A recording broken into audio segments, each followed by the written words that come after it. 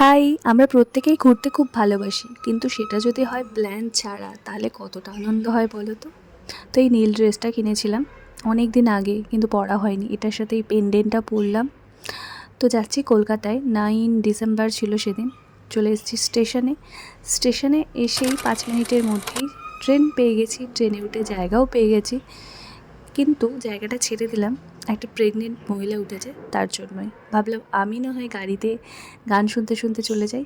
তারপর হাওড়া স্টেশনে পৌঁছে আমরা ফুড কোর্টে এসে একটা ছোলে বাটুরে নিলাম, তিনজনে মিলে ভাগ করে খেলাম। এবার চলো গন্তব্যে যাওয়া যাক। গঙ্গার তলা দিয়ে মেট্রো হওয়াতে কী যে সুবিধা হয়েছে, বাসটা অন্তত অ্যাভয়েড করা যায়। মেট্রোতে প্রচণ্ড ভিড় হয়, কিন্তু তবুও শান্তি। তো এইবার আমরা পার্ক স্ট্রিটে চলে এসেছি, পৌঁছে গেছি।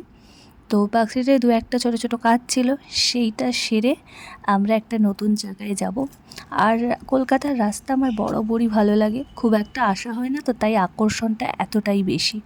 তো রাস্তা দিয়ে যাওয়ার সময় সামনেই দ্য পার্ক পড়লো, পার্ক হোটেল আর কি। তো এখানে একদিন আসবো, খুব ইচ্ছা আছে, দেখা যাক কবে হয়। তো অপোজিটের রাস্তাটা দিয়ে আমরা সোজা যাচ্ছিলাম, সেখানে এই প্ল্যান্টগুলো দেখলাম, আসল নকল জানি না।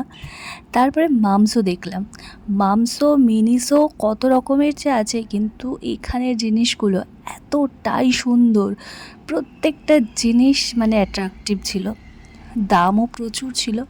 খুব একটা কিছু কিনিনি, মাম্মাম তো যেটা দেখছে সেটাই কিনবে, এতটাই সুন্দর জিনিস এখানে।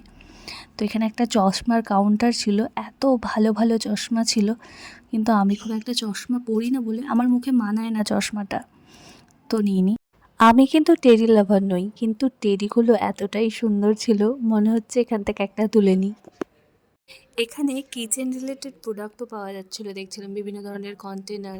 এখানের প্রত্যেকটা জিনিস এতটাই কিউট ছিল, আমি আমার মেয়েকে আটকাতে পারছি না, আমি নিজেকেও আটকাতে পারছিলাম না। তো কোনো রকমে ওখান থেকে বেরিয়ে এসেছি। তারপর পার্ক স্ট্রিটেই যেহেতু ছিলাম, তাই পিটার ক্যাটে গেছিলাম। রাত্রেবেলা মেনু ডিসাইড করে রেখেছিলাম যে কী কী গিয়ে এখানে অর্ডার করব। কারণ ওই রেস্টুরেন্টে গিয়ে মেনু ডিসাইড করতে করতে আধা ঘন্টা সময় লেগে যায়, তাই জন্য একদম কনফার্ম ছিলাম চেলো কাবাব নেব।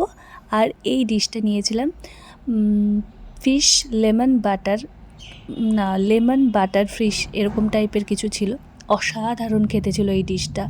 ওপরেও যাওয়ার ওপরেও বসার ব্যবস্থা ছিল।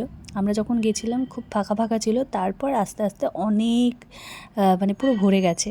তো কিছুক্ষণ অপেক্ষা করছিলাম ডেজার্টটা দিতে, ওরা এটা সাজেস্ট করলো। আইসক্রিমের ওপর চকলেট সিরাপ ঢেলে দিয়েছিলো, মোটামুটি খেতে ছিল, খুব ভালোও না আবার খুব খারাপও না। তো আমাদের খাওয়া মোটামুটি কমপ্লিট হয়ে গেছে। এখানে আমরা বসে বসেই ভাবছিলাম যে এরপর বাইরে বেরিয়ে আমরা কোথায় যাব।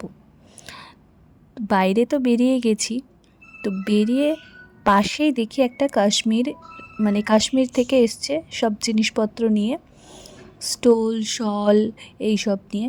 তো ওখানে ঢুকলাম, ঢুকে একটু চাদর ফাদর দেখছিলাম, জাস্ট দেখছিলামই।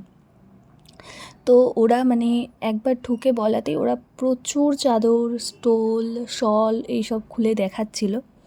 তো প্রত্যেকটা জিনিসই পছন্দ হওয়ার মতন জিনিস। আর এটা ওরা আমাকে পরতে দিল, বললো এটা পরো, তোমাকে খুব ভালো লাগছে। তো ওই যে আপালেই তো নিতে ইচ্ছে করে, তো নিয়েও নিলাম। তো বাইরে ফুল বিক্রি হচ্ছিলো, সেখান থেকে একটা তুলে নিলাম। তারপরে সময় মোটামুটি হয়ে গেছিলো 3:30 4টে, ভাবলাম একটু ফ্লোরিসের সামনে দিয়ে যাচ্ছিলাম।